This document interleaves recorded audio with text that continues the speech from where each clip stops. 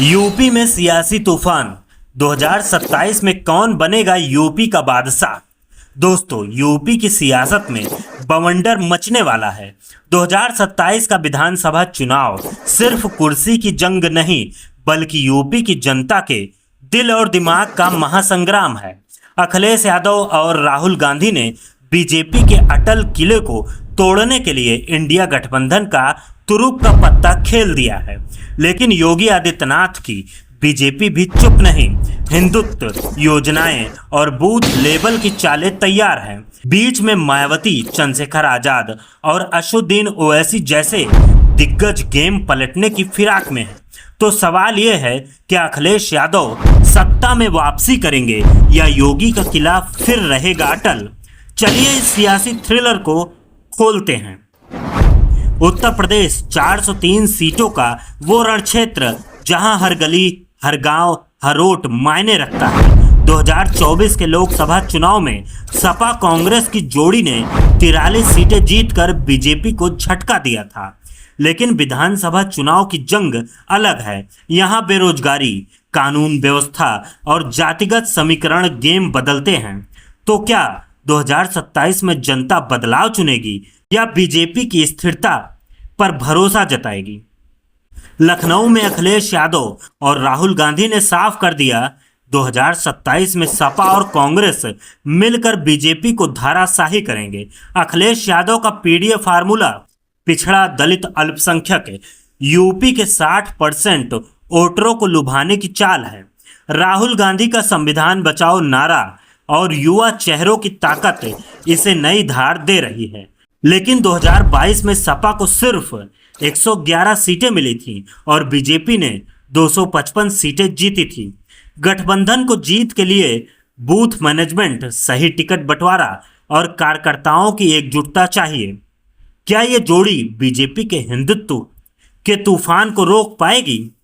BJP अभी सत्ता में है और योगी आदित्यनाथ फिर से उनका चेहरा है। राम मंदिर, काशी कॉरिडोर और मथुरा का मुद्दा बीजेपी हिंदुत्व की लहर को और तेज कर रही है। फ्री राशन, उज्ज्वला और किसान सम्मान निधि जैसी योजनाएं गरीब वोटरों को जोड़ रही हैं।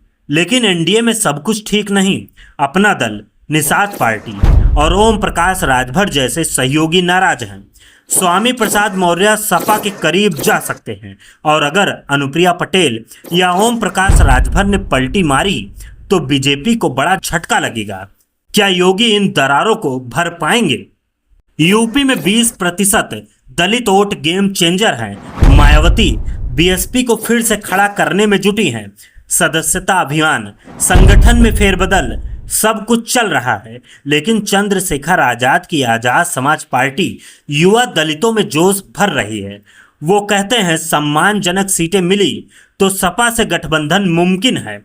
अगर दलित वोट बटा तो बीजेपी को सीधा फायदा होगा। क्या मायावती और चंद्रशेखर आजाद एक होंगे या वोट काटेंगे? मुस्लिम वोट, सपा और कांग्रेस की रीढ़ अब खतरे में है। एआईएमआईएम के असदुद्दीन ओवैसी मेरठ, मुरादाबाद, बरेली में कैंपेन तेज कर रहे हैं। उनका काडर मजबूत हो रहा है और अगर मुस्लिम वोट बटा तो सपा कांग्रेस का गेम बिगड़ सकता है। सवाल यह है, क्या असदुद्दीन ओवैसी बीजेपी के लिए रास्ता साफ करेंगे या नई ताकत बनकर उभरेंगे? बीजेपी का संगठन उनकी सबसे बड़ी ताकत है। आरएसएस के साथ मिलकर 2025 से ही 200 प्लस सीटों की समीक्षा शुरू हो चुकी है। ओबीसी और दलित वोटरों को योजनाओं से जोड़ने की तैयारी है। राम मंदिर और मथुरा का मुद्दा फिर से गरमाया जा रहा है। लेकिन 2024 का झटका, जहां बीजेपी 33 सीटों पर सिमटी, क्या उन्हें डराएगा? दोस्तों, यूपी का रण तैयार है। अखिलेश यादव, राहुल गांधी का गठबंधन बदलाव का वादा कर रहा है। बीजेपी हिंदुत्व और योजनाओं के दम पर किला बचाने में जुटी है।